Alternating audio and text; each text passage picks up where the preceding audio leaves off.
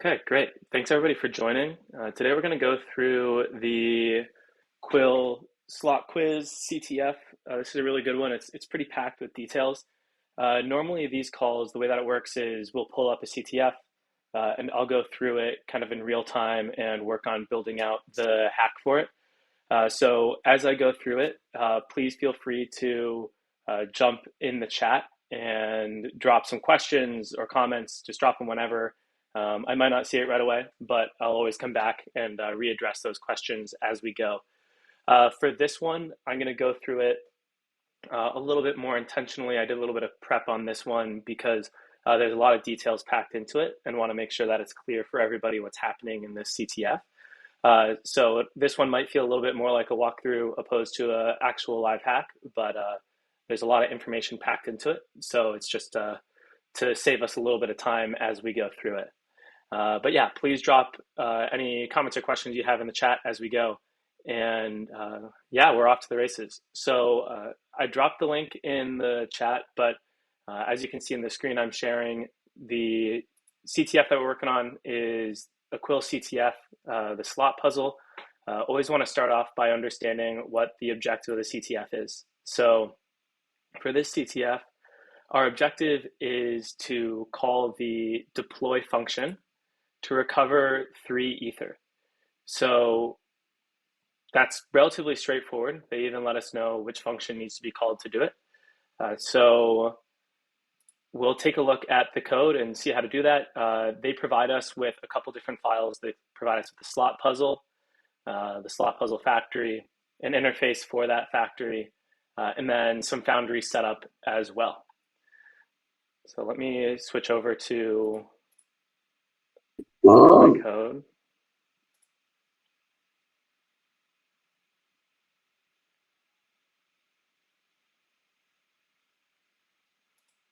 All right. Cool. So taking a look at the code, we'll walk through it. So first, let's take a look at the slot factory. So this is the contract which is deploying the slot puzzle contracts. A couple things to look at. They have an enumerable set, which is an OpenZeppelin package for managing sets of things like addresses. It provides some helpful pre-written logic so that your computation is O of n for adding and removing addresses. So it's helpful if you ever want to like manage sets of addresses, use something like enumerable set instead of trying to write it on your own. So that's just something that might be useful for you. And then constructor, we see here, it says require message.value equals 3 ether. Hey, if you're not trying to talk, could you mind just going on mute? I got a little bit of feedback. So then this deploy function, this is what the call mentions is the, where we're actually calling to hack this contract. So what's happening? It's deploying a new slot puzzle. It's adding that address to the deployed address enumerable set. And then it's calling new contract ascertain slot with the parameters that we're passing. So relatively straightforward. Then we also have this payout function. So this payout function, what is it telling us? It's paying out a wallet address, a specific amount. The deployed address .contains message.sender. So essentially what this is saying is that this can only be called by an address which is deployed. So this is probably why the challenge is telling us to call deploy, because that's the only way to actually get it to work. You deploy a contract, and then that contract can call this payout function. It also requires that the amount be equal to 1 ether. So, we know that we need 3, so we'll, somehow need to be able to call this 3 times. Call this 3 times. So that's just something for us to keep in the back of our head as we go through this. Then at the very end, you got wallet.save transfer. So we're just sending that amount over. So that's pretty standard. So let's take a look at the slot puzzle and what's happening here. So we know, let's look up for payout, because this is how we're actually going to get those 3 ether out of this contract. So this is where the payout function exists within this smart contract. So this is within ascertain slot. And so ascertain slot, we know that this is called here when we're deploying. So all within the deploy function, we'll be able to access this payout function, which is how we're going to get the 3 ether and accomplish the CTF. So what it's doing here too is it's telling us that it will call this as many times as the length of the recipient parameter. So this is, we know that as long as the recipient param has length 3, we will be able to get all 3 ether. Okay, so ascertain slot, this is kind of the key to our puzzle. Usually with CTFs, there's a variety of require statements that can throw, and those are kind of the hurdles that we have to jump through in order to actually get through this. Sorry, there is audio. Can you guys hear me? I really hope so. Okay. Yeah, I can hear you. Cool. Okay, great. Yeah, Skinny, there's audio, so cool. Thanks, guys. Yeah, so ascertain slot, what do we need? This can only be called by the factory. That's fine. We know that ascertain slot is getting called in the deploy function, no problem there. Params.recipients.length needs to be equal to the total length params. Okay, so I have this on the side over here. Let's just take a quick look so that we're familiar with what the parameter struct is. The parameter struct is asking for total recipients. It's asking us for an offset.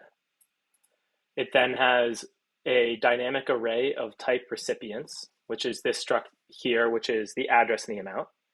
And then it has a byte string of type that they call slot key. So that's what our parameters look like. So on the other side here, I'll just keep that here. You can see that the, this is just checking to make sure that the length is equal to the total recipients. Then what's it doing? It's assigning some of the parameters. So it's assigning the slot key parameter into memory. It's then defining a bytes 32 type slot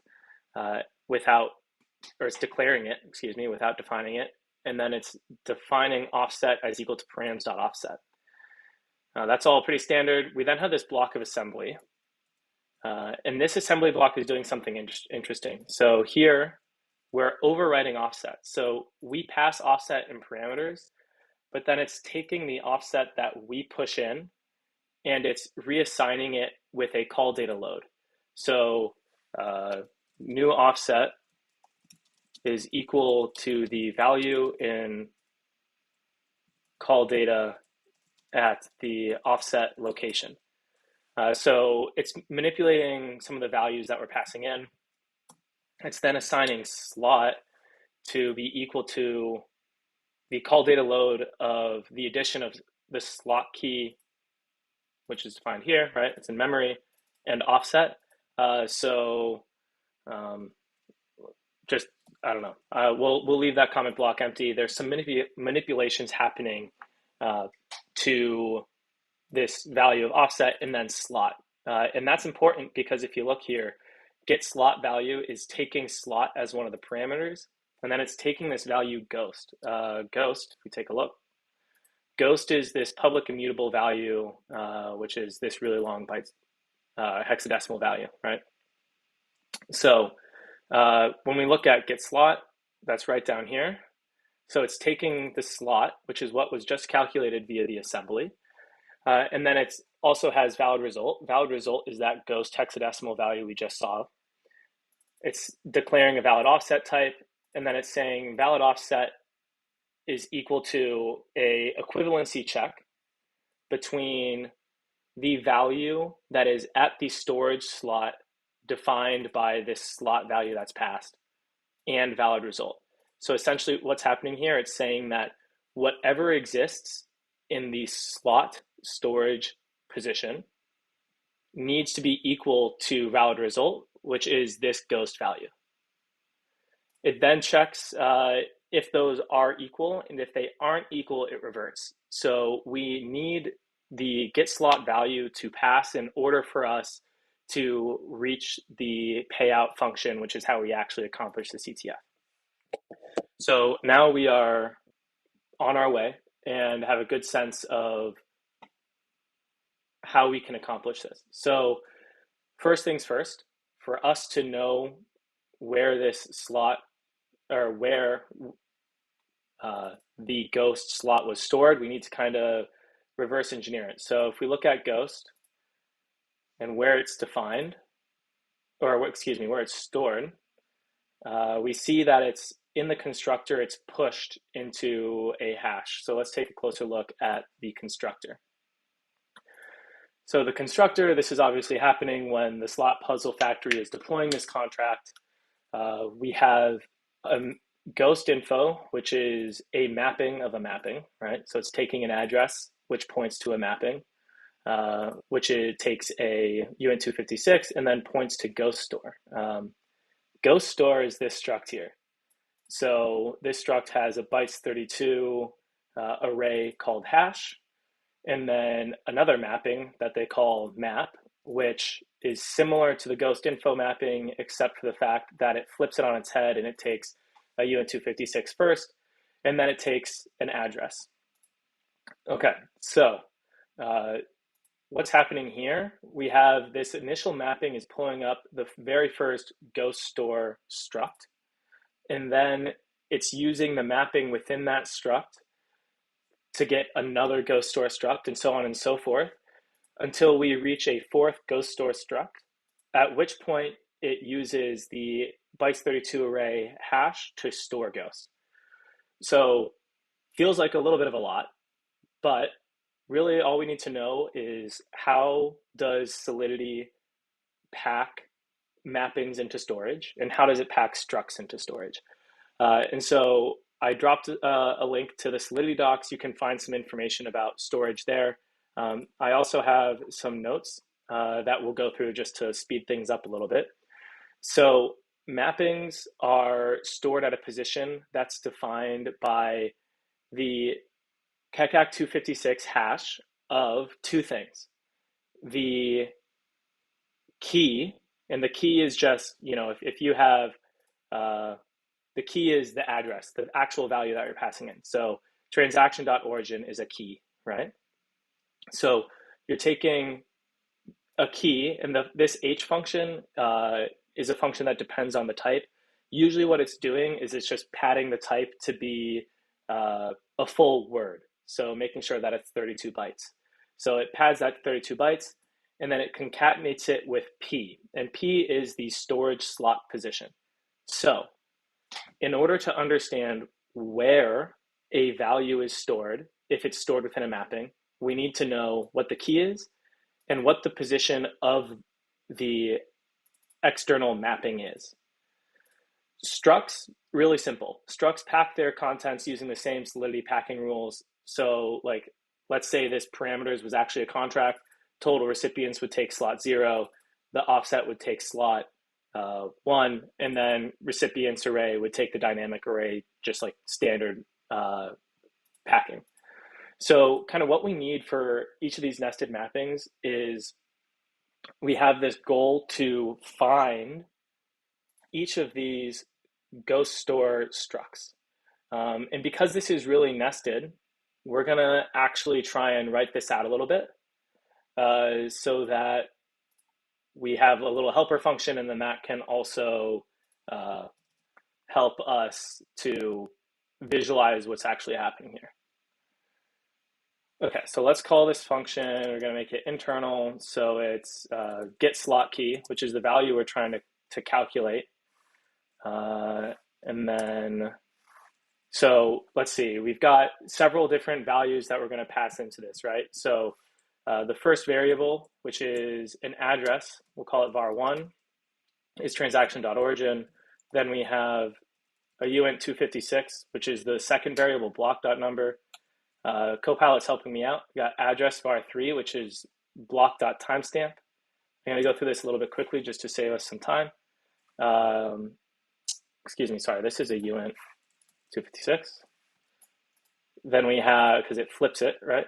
Then we have address var4, which is message.sender. uint256, which is the pre-Randau, sorry, that's actually an address. uint256. Then we have block.coinbase as an address. Then we have chain ID, which is a uint256. And then, well, we know it's an address because we see the external conversion is an address, but what it's taking is block number minus block fee, the block hash of that value, and then casting it to an address. So our 8th variable that we need to pass to calculate the slot key is an address. So this is internal, it's pure, and it's going to return, what do we want it to return?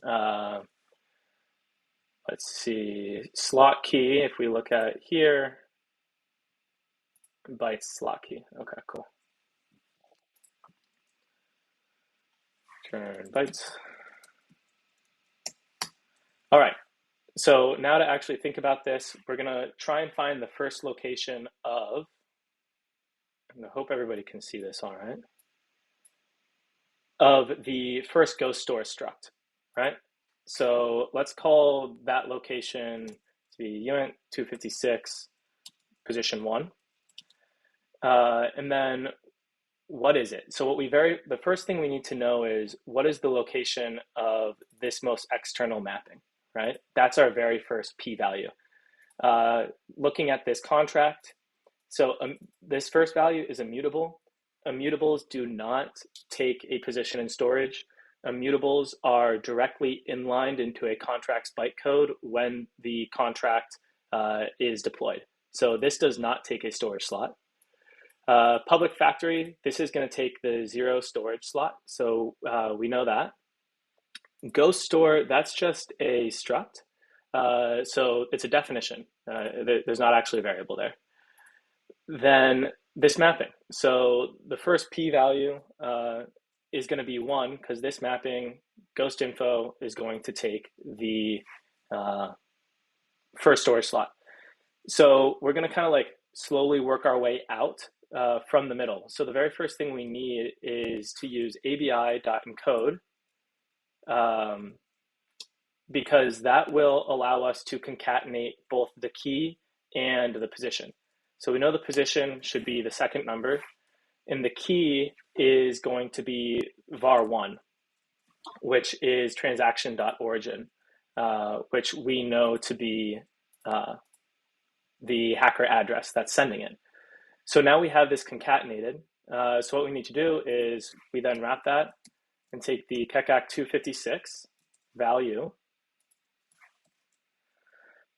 And then in order for this position to be used as a position to find the next mapping, we need to cast that to a uint256. So this is the position of the very first, or the value of this mapping, right? All of this combined is the position of this mapping within Ghost Store.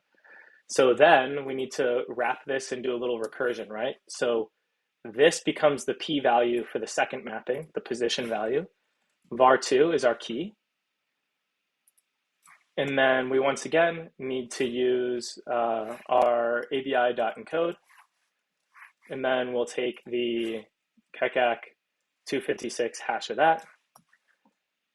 And then we'll cast it to a uint256 so that this can then be used in the next mapping, right? So we're kind of going in circles here again and again and again, a little bit of recursion. But we need to, this should be bytes 32. We need to ask ourselves,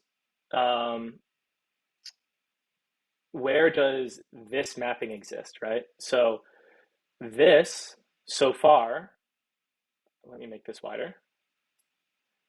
This gives us the position of the first ghost store struct, but the mapping is the second value in that ghost store struct. We know that structs follow the standard solidity packing.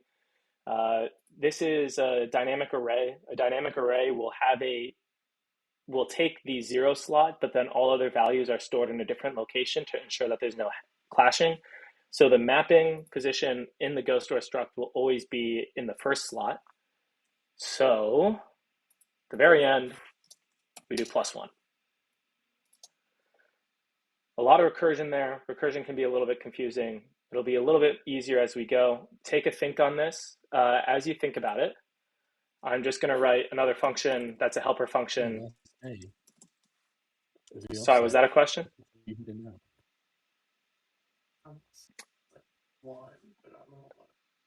Maybe it's just, hey, Tom, I don't know if you're asking a question, your mic's a little quiet, but either drop it in the chat or go on mute. It's more, yeah. Okay, cool. I'm just going to throw Tom on mute real quick. All right, I'm going to just create a helper function so that we don't have to keep writing this AVI encode all over again. So let's just say calc map is equal to uint 256 key 1, uint 256 key 2, public, your returns, that can be internal actually, and returns uint 256. Make this internal. I mean, we're in Foundry, so it doesn't really matter that much.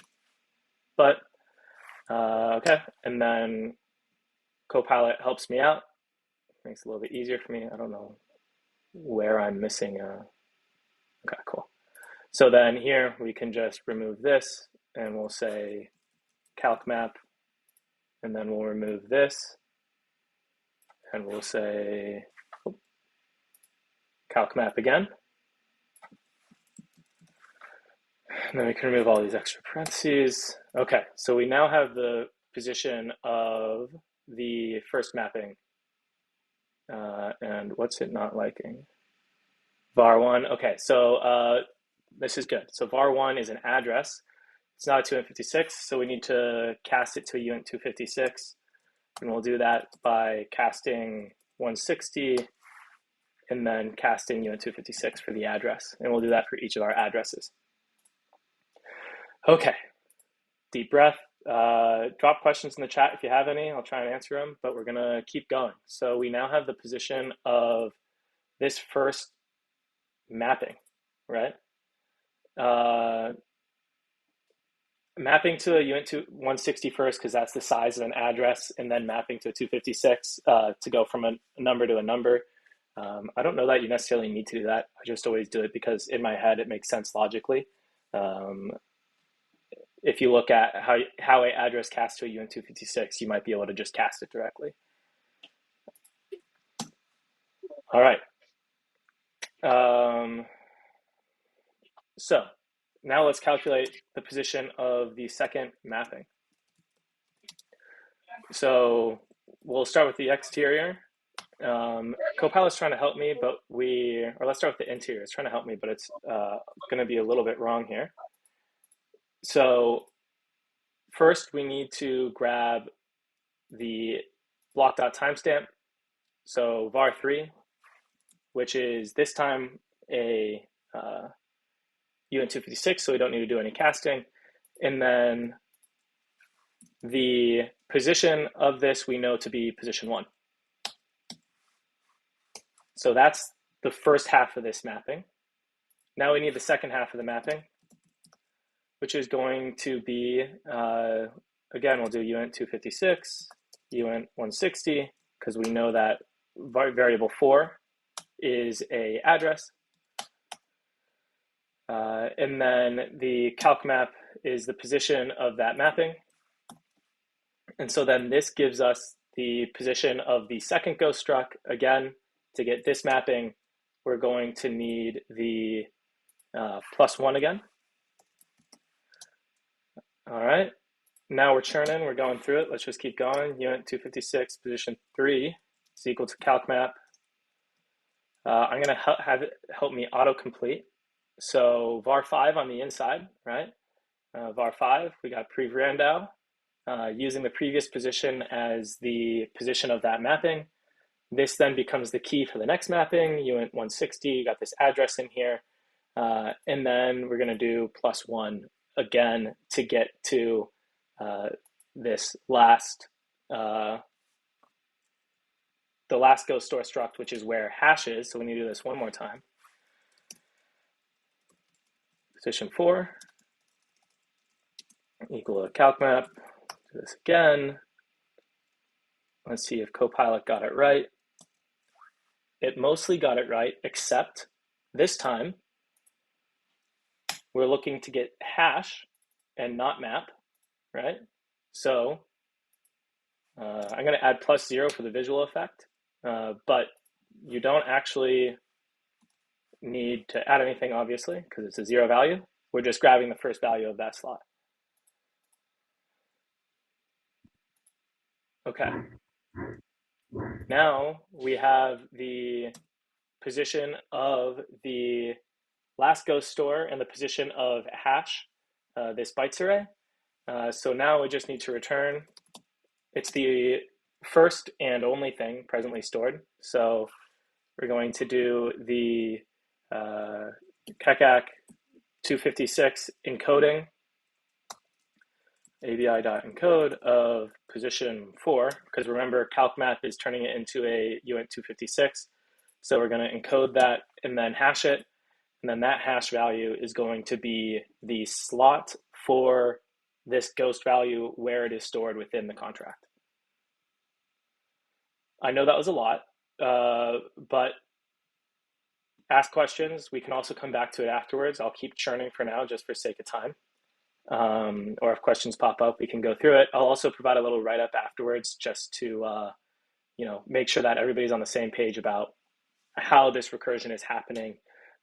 It takes a second. Really, what you have to get your head around is that with storage slots for mappings, this value here is telling us where the value of the mapping is stored.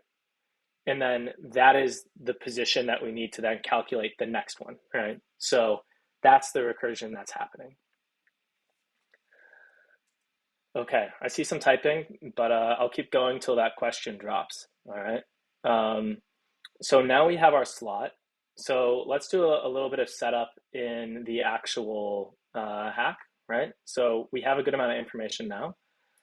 So we know that, let me try and half this screen so that you can see a little bit of both as I go through this.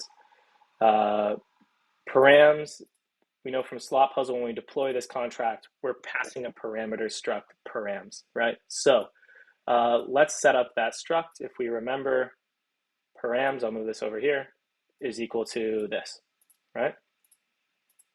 So first, let's set up our recipients. So recipients, it's helping me out here a little bit. We'll put it in memory, recipients, new recipients 3.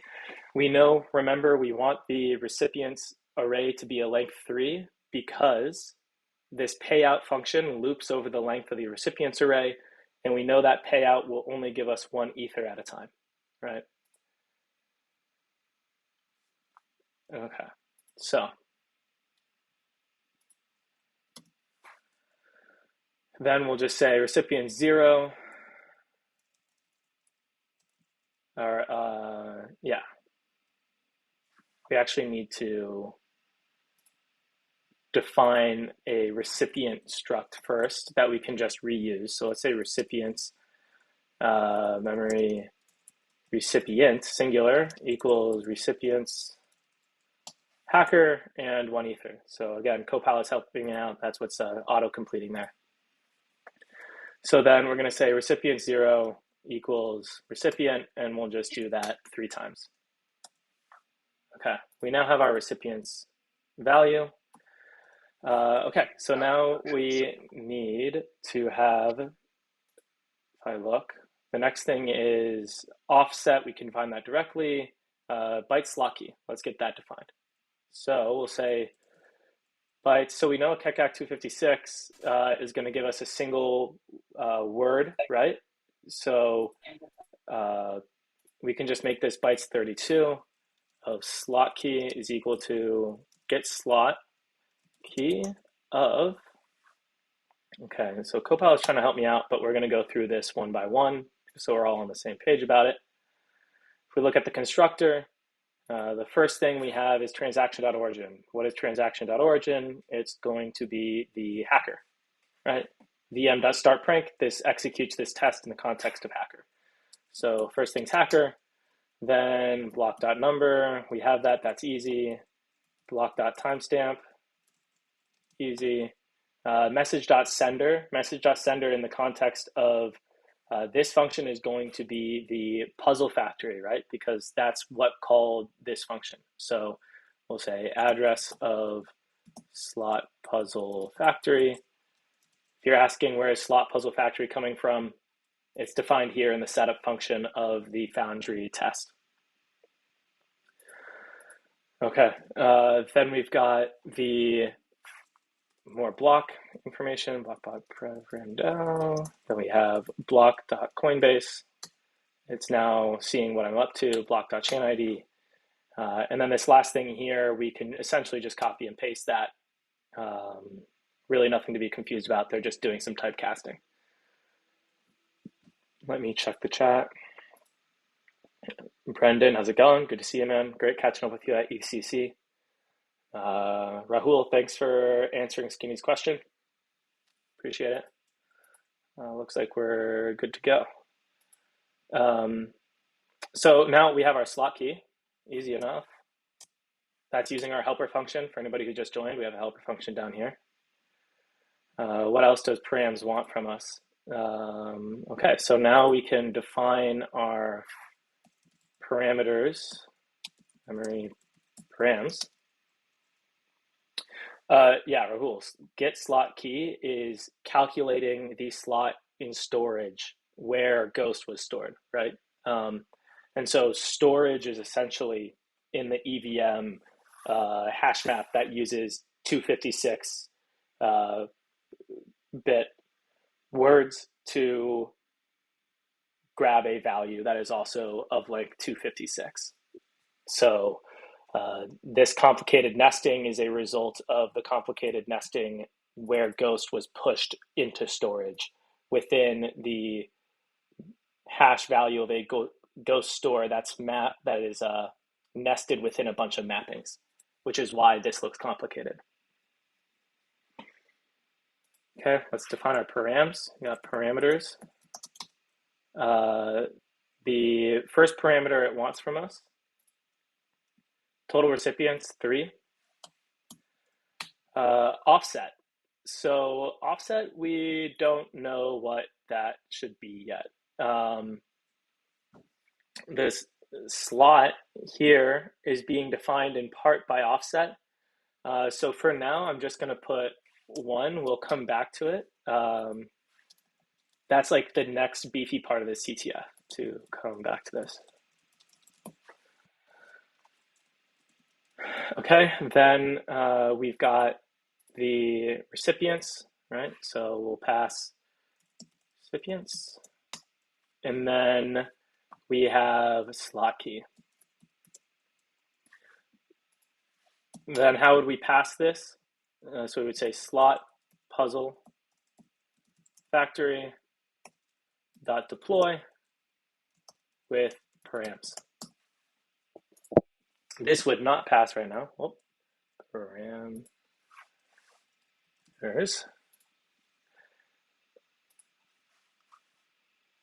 What is it not like about slot key? Let's see. Undeclared identifier. Oh, forgot to capitalize. All right. So this wouldn't pass right now because we know that like this value is just something that we're currently filling in. Not implicit. Oh, let's do ABI.encode. We'll wrap this to get the bytes that we want. Oh. Yeah. No, I don't need that there. That should be fine. Okay. Checking the question real quick. So we need ghost storage slot so we can match the equality condition for S loads so we can loop through the recipients. Yes, that's correct, right? So the crux of that is get slot value. Here we pass in the storage slot that we calculate via get slot key. That's used to S load the value at that location, which needs to be equal to valid result. Valid result is ghost. So we just calculate where ghost is stored so that we know that when we S load that slot, we get the ghost value. All right, guys, we're churning through it. We're almost there. One kind of last piece of this puzzle to crack, and that's what's happening here with this assembly. Okay, how's it working? New offset is equal to the value in the call data at the offset location. Okay, fine. Slot, we want this slot to be equal to the slot key that we defined. But because of what's happening here in assembly, that's getting messed up. When slot is loaded here, we no longer have the value that was defined in parameters.slotKey. So, whoops, we're kind of in a tough spot. So first, let's say, okay, so we need to now know where is our slot key value stored within call data. We need to know what the call data looks like in order to reverse engineer this to ensure that slot is equal to our slot key. So this add slot key and offset, that's part of the key to the puzzle here. So what we want is we want to say that the position, I'll make a comment, position of slot key in call data minus the slot key value in assembly, right? This here. Am I thinking of that right? No, sorry, minus offset. Value in assembly, should be equal to position of slot key in call data. I didn't do that right. Hold on. Let me make sure I get my thinking straight. So let's see, what we need is, so let's do it this way. Offset, this is what we're passing in. Right now it's equal to 1. What's cool about this is that slot key itself in parameters is defined as a byte string. And byte strings don't have a capped length. So even though slot key takes up a whole word, if we wanted to, we could add another value within this byte string encoding and then have this offset value here point to that value. So that offset here is equal to something that we want. And what we need here is for slot key in assembly plus offset to be equal to position of slot key in call data. So that's what I got a little confused before. So offset we can control in the call data by appending the slot key byte string with a value. Slot key, what is that equal to, right? So this was stored in memory here. And so when assembly is looking at a value in memory like this, what it's actually looking or providing is a pointer to that value within memory. So the value of this is the value of where params.slotKey was stored within memory. We'll go back to the notes. This is also in one of the docs that I shared. Scrolling down. What is memory layout and solidity? This is straight from the solidity docs. So the first 64 bytes is scratch space that's used for hashing methods. The third word is the free memory pointer that tells you where free memory exists within memory. And then there's the 0 slot. So the first thing that's stored in memory is stored at 0x80, the hexadecimal 80, right? Which we'll look at it, but slot key is the first thing that's stored in memory, right? It's the first thing that's stored in memory. So the value of this slot key is going to be equal to hexadecimal 80. For anybody who isn't a genius and can't do that math in their head, use chisel. So in decimal, it's equal to 128. Pointer in memory, there's a question in the chat. The pointer in memory would be the length of slot key. No, it would be the pointer to where slot key exists. So it's the length of all of the data before slot key.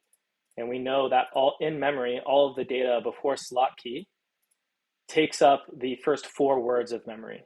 So the 5th word of memory is where the slot key value starts, which is defined by 0x80. All right. Okay, we're getting to a pretty good spot now. So now what we need to know is where is call data, or excuse me, where is slot key within our call data? To do this, let's just grab our call data. So you can grab call data using just the standard encoding logic. Call data is encoded based off of the Solidity ABI encoding, which is also a link I dropped. It's also in the Solidity docs. Give it a read, spend some time with it. It gets a little bit complicated.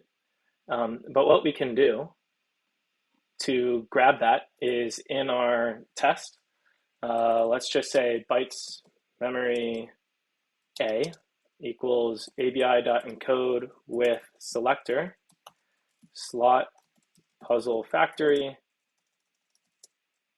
deploy selector params. And then console.log bytes, which is a foundry method A, and then we'll comment out the rest of this so that it doesn't fail on us. And then we'll exit chisel, and we'll do forge test. FT is just my shorthand for forge test.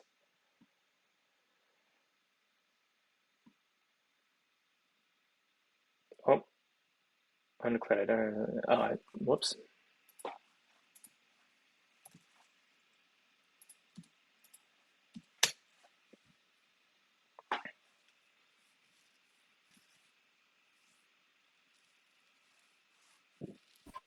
The U is capital still. Thank you.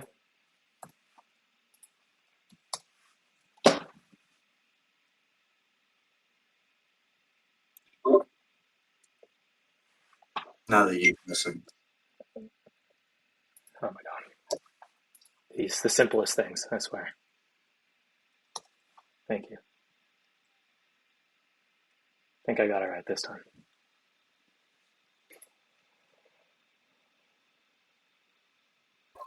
I think you've misspelled encode.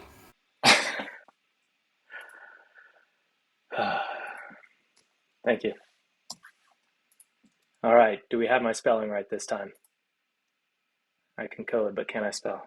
All right.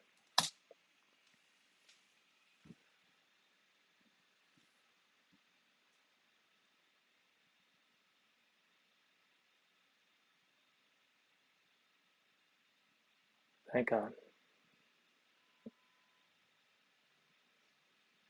Oh, whoops, I need to add a bunch of these to it, add verbosity to actually get the log.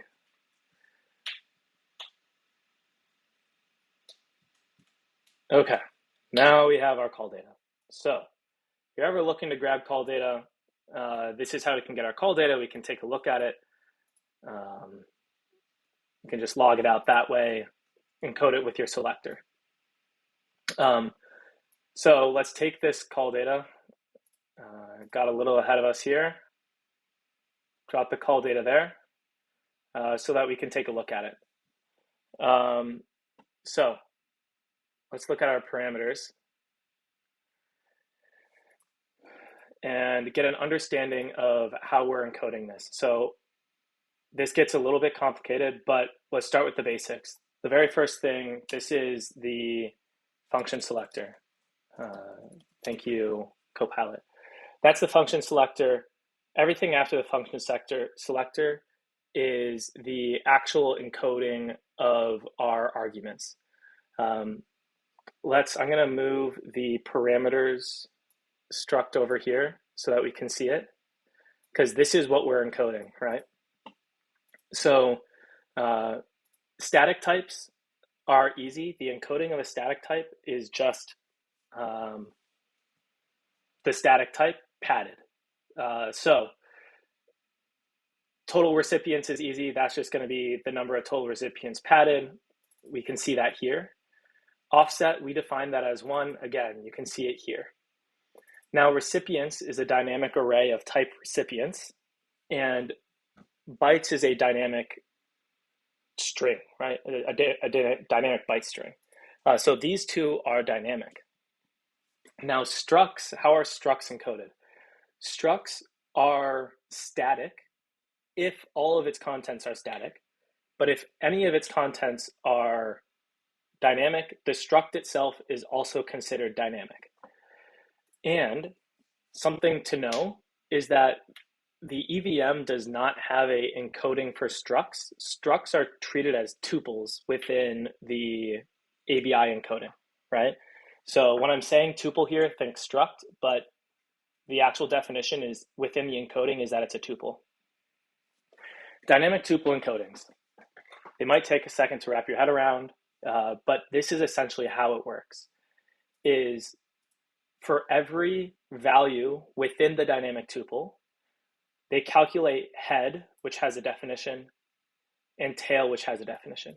So we'll calculate head for all 4 values, and then those are concatenated, right? Those are sequential, and then we do tail of those 4 values, and those are sequential. And how are those defined? If the type is static, then the head is simply the encoding and the tail is an empty string. There's nothing there.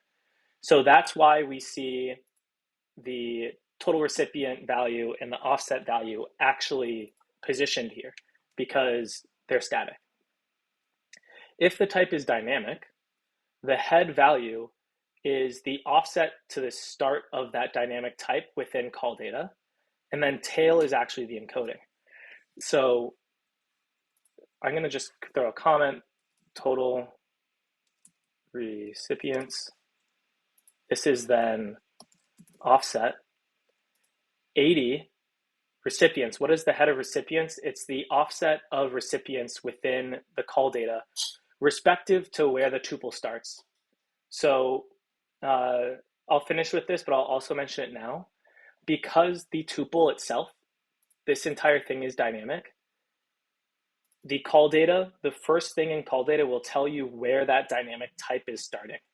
So this is saying that, so hexadecimal of 20 is 32. This is telling us that the parameters struct starts 1 word down within the encoded data. So offset to start of parameters struct. So that's what this is. We have function selector. This tells us that the encoding for the tuple parameters starts 1 word in from here, which is here. Offset, this should say offset value, or I'll say param, because offset is also a word that we're using here to define other things.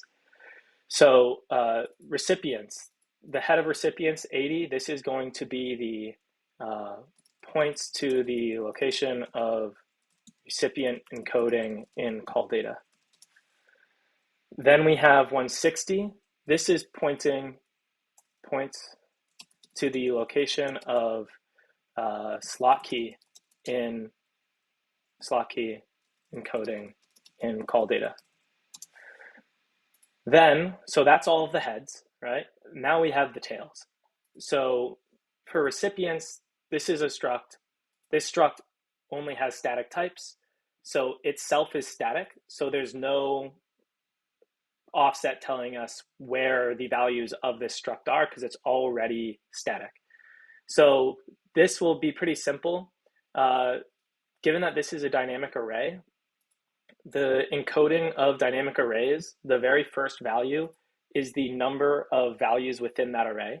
So this is telling us that there's three, or it's array of length 3.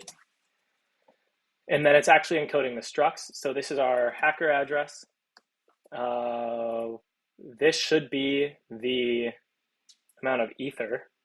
So let's say ether question mark, come down here. We'll once again use chisel. We'll drop that value in hexadecimal.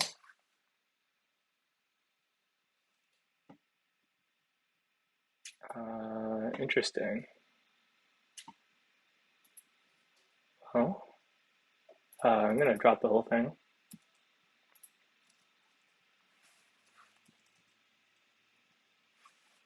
Strange, did I do something wrong? That should be 1 ether.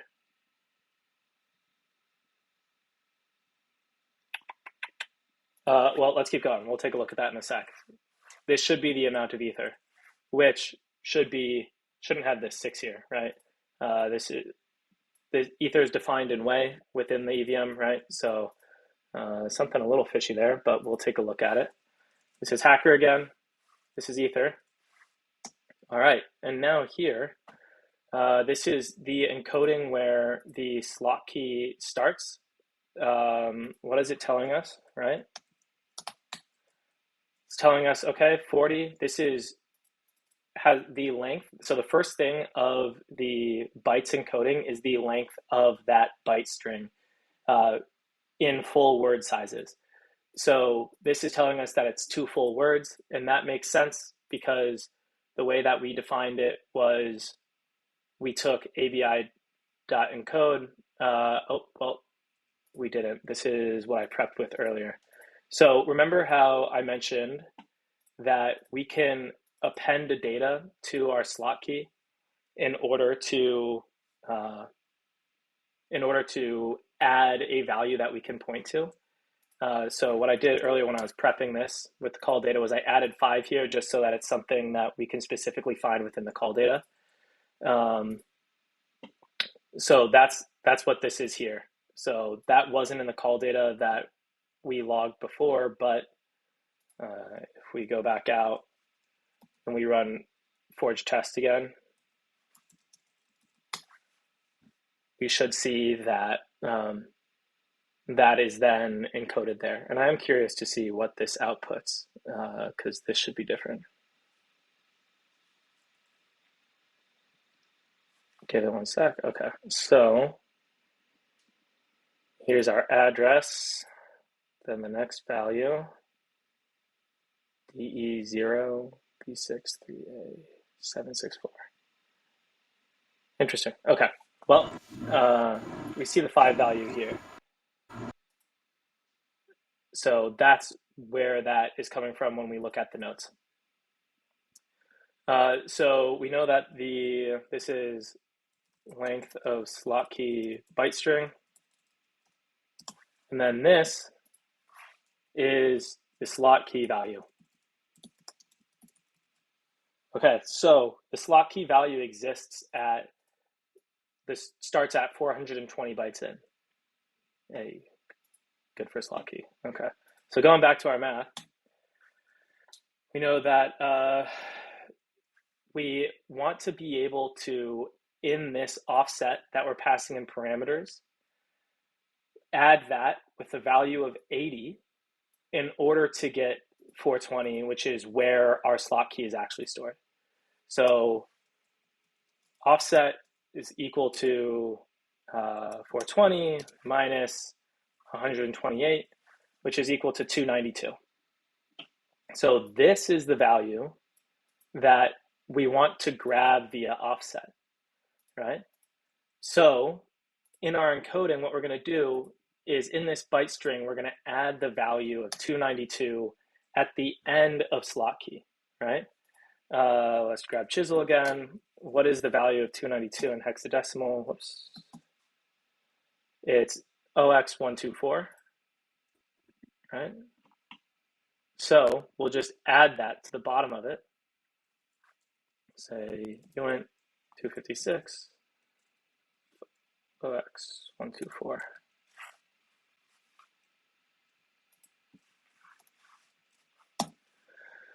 Okay, so, whoops, I keep putting that there. Now what? The last value that we need to update is the offset that we're passing here. So we want this offset to point to the end of the slot key call data, which is where this 292 value is going to exist. So where is that? That's at 452. So we're just going to set this equal to 452. Any questions? I know that I kind of like went through a lot. There's one or two things that I'm a little confused about in the call data, but generally, like for example, I don't know why this isn't being equal to 1 ether defined in way, but this is how call data is stored. So by going through this, we know where the slot key value exists within call data. We're going to append a value that we can use to calculate this position using the offset parameter that we're passing. Because within the puzzle itself, it's adding slot key plus this offset value that we added to the end of the byte string to find our slot key. All good? Any questions? Okay, cool. All right, so now if we run this, I do believe that we should pass. Curious about this ether thing. I might just be pasting the wrong thing into chisel. So let's do FT, get a little verbosity in there. Okay, but before I run this, what's happening? Let's do a quick summary. So ascertain slot, we know that we need to get the slot value to pass. This is checking that the slot we've calculated holds the ghost value. We found where the ghost value is stored by using this mapping to recursively calculate the slot position of ghost within these nested structs. Then we broke down the call data to understand where our slot key value is within call data. We're using the fact that slot key is a byte string to append an extra value at the end of it so that we can get back to our slot key when we do this call data load by doing slot key. This is going to be a value of 128 or 80 hexadecimal because that's its position within memory.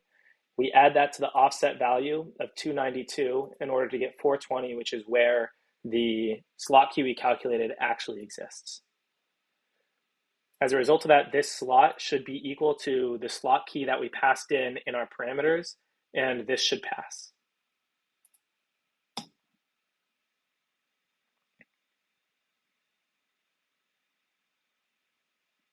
Let's see if we have any hiccups in here.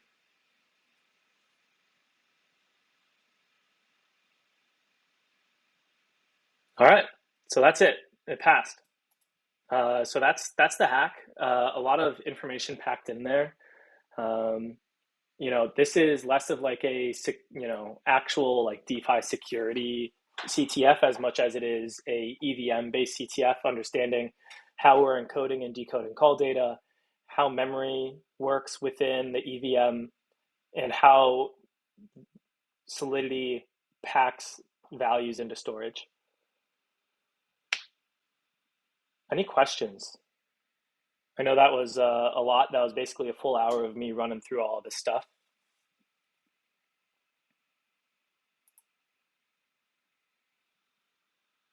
All right. Well, this was recorded, so I'm going to toss it up for anybody who joined late or had to drop out. And then I also have a little bit of a write-up that walks through some of this stuff if you guys want to spend more time with it. Yeah, definitely recommend anybody who wants to get a level deeper in the EVM, like take some time with this. Once again, I highly recommend just like utilizing base facts, right? So go to the Solidity docs. All this information is there. I dropped this at the beginning of the conversation, but here they are again. Uh, Read through those docs and get comfortable with this stuff. And then there's some really interesting things that you can do with manipulating call data. Certain values are encoded big endian and some are encoded little endian, meaning that some of them are encoded where the value is at the left-hand side of the word and some of them are encoded on the right-hand side of the word.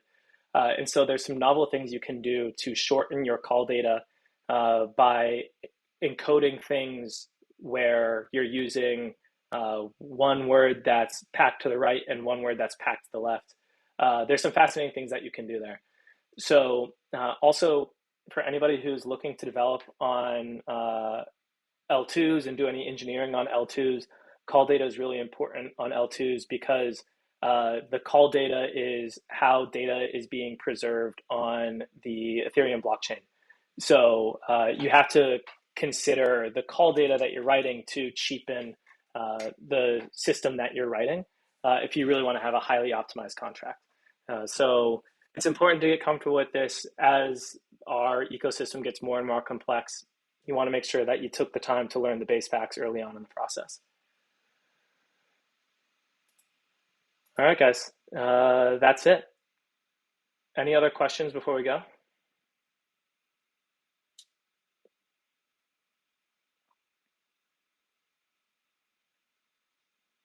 All right, awesome. I will see you guys next week. Have a good one.